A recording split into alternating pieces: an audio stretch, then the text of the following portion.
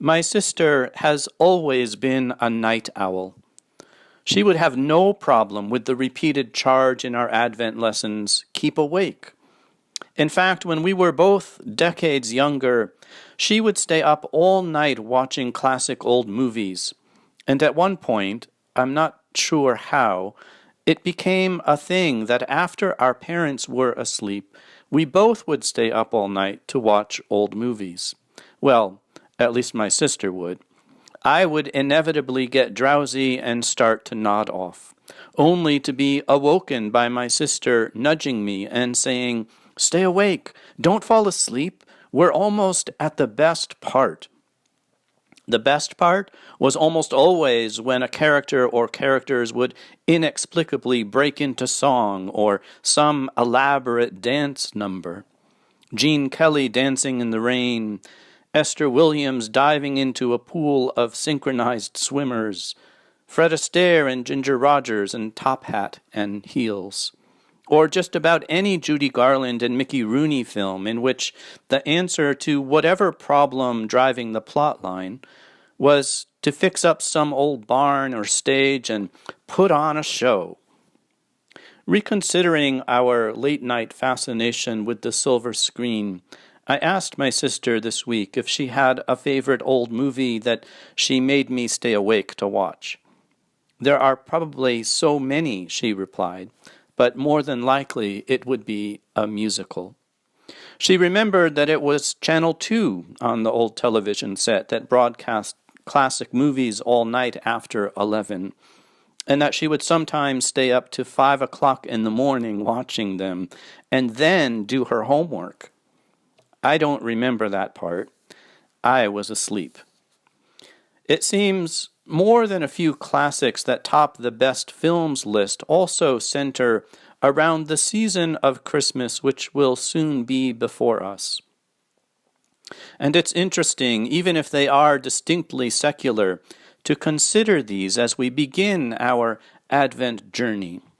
The 1947 holiday classic Miracle on 34th Street, starring Natalie Wood, or the perennially popular 1946 Frank Capra film It's a Wonderful Life, starring James Stewart, or even the disarmingly sweet Judy Garland film Meet Me in St. Louis, which I suspect is in my sister's top 10 favorites, because I would be nudged awake several times when that film was on. There were so many best parts to get to, so many heartstrings to go zing, zing, zing. And of course, the song written for that film and sung by Judy Garland near its end, "Have yourself a merry little Christmas. Let your heart be light. From now on, our troubles will be out of sight. Keep awake. We're almost at the best part." Even if our appointed readings for this first Sunday in Advent seem to imply that before the best part will unfold, there is, well, a not-so-best part that will foreshadow it. Heavens torn open, brushwood kindled, nations trembling, bowls of tears to drink. Or if we consider Isaiah and Psalm 80 and even Jesus' cautionary words in the Gospel of Mark with Betty Davis eyes, well, we might find ourselves thinking, fasten your seatbelts. It's going to be a bumpy night. The sun will be darkened, and the moon will not give its light, and the stars will be falling from heaven, and the powers in the heavens will be shaken.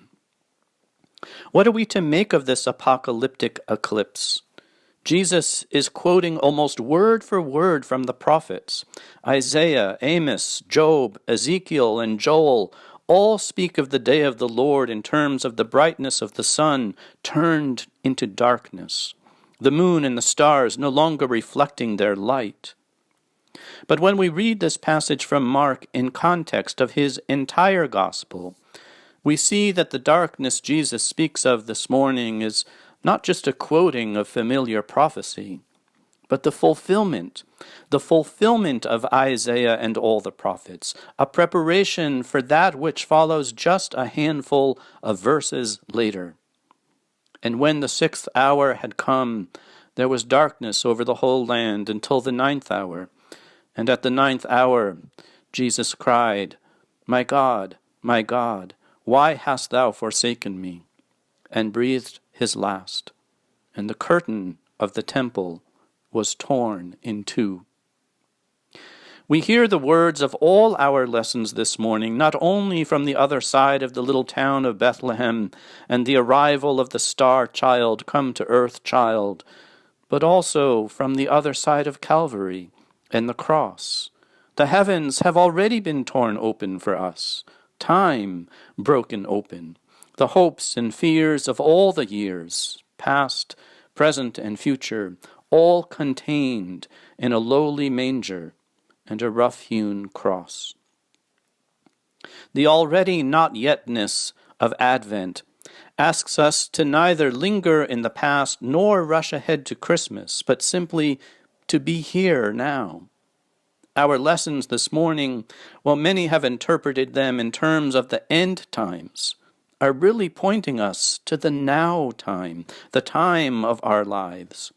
Really, they are meant to drive us back into the present with even deeper appreciation and stronger conviction for what really matters. To see, really see, the gift of renewed life together we have received, just as we are, right now. We do not, as our opening collect puts it, ask for the grace to cast away the works of darkness and put on the armor of light someday. But now, in the time of this mortal life in which Jesus came to visit us in great humility, that in the last day when he shall come again in his glorious majesty, we may rise to the life immortal. In its looking back and looking forward at once, Advent is meant to direct our attention to the present moment and to be fully present, alert and awake to the signs of the kingdom already inbreaking into our lives here and now. About that day or hour no one knows, neither the angels in heaven nor the Son, but only the Father. In other words, when the kingdom comes, it will find us just as we are, not as the people we once were, or are trying to become, or have promised to be, or wish we were, but the people we are, the families and friends we are, the neighbors we are, the congregation we are, even the country and the world that we are.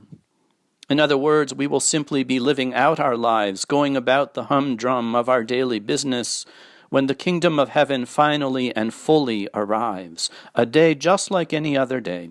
So too will be the coming of the Son of Man.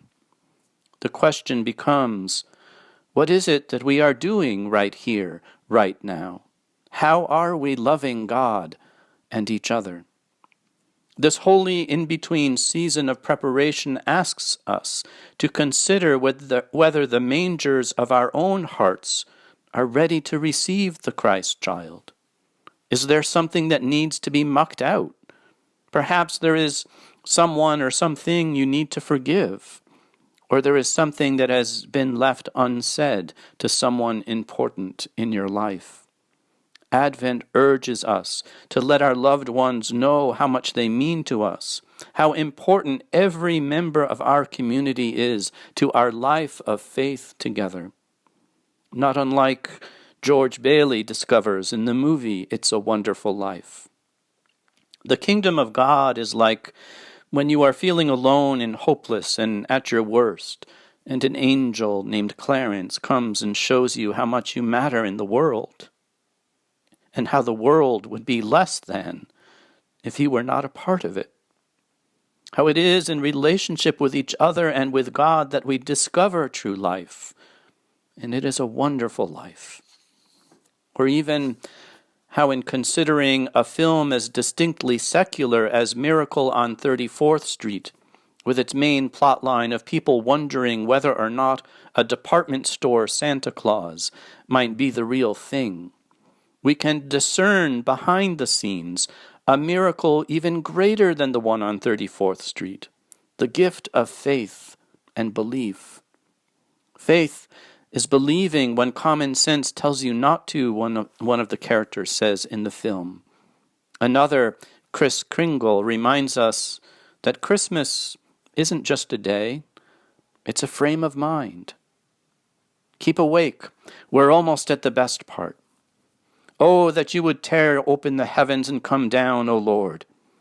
Isaiah's ancient cry is somehow our own this morning. The prophet is impatient, waiting in hope for the arrival of the Messiah, proclaiming God's impatience to an equally impatient and restless people. So too do we plead along with the psalmist, "How long, O God? Do you not hear our prayers? We have had enough of tears, bowlfuls to drink. Restore us. Show us the light of your countenance. Let your face shine upon us." Advent, then, isn't only about us waiting for the return of God, so much as it is about God waiting for us to finally get it. That the kingdom of God really can arrive at any moment. That, as I said last week about the reign of Christ, the kingdom of heaven comes whenever we realize the startling and resounding truth of the incarnation, and that the hope and the possibility and the true wonder of that truth awaits within each and every one of us. Therefore beware, believe, be ready. Being ready means being here, right now, in the present moment, being here for each other, so that through the years we'll all be together, awaiting the incarnation of absolute love. We may not know the day or the hour, but we do know what to do. It really is a wonderful life, if we really live it. It is like treasure found in a field. The kingdom of heaven is like a mustard seed. It is like leaven mixed in 3 measures of flour until all is leavened. The kingdom of God is like when a friend or two are talking as they walk along together, and they cannot help but break out into song. It is like when faithful friends who are dear to us gather near to us once more. The kingdom of God is like a net thrown into the sea, catching fish of every kind. It is like a man about to go on a journey. The kingdom of heaven may be compared to a king who gave a lavish wedding feast for his son, or to a love-struck fool singing in the rain. It is like the greatest story ever told. The kingdom of heaven is like when the camera pans across a starry universe and then cuts to a low-angle shot of a dirt-floor manger in a little village called Bethlehem, and the hooves of its inhabitants as they watch the scene unfold before them, and then zooms in on the face of a newborn infant, this star child, come down to earth for us child, before zooming back out for a dizzying wide-angle shot that reveals not only the entire breadth of such an astonishing scene, but the even more astonishing hope and promise that it contains. And so, here we are, as in olden days. And what I say to you, I say to all, keep awake. We're almost at the best part.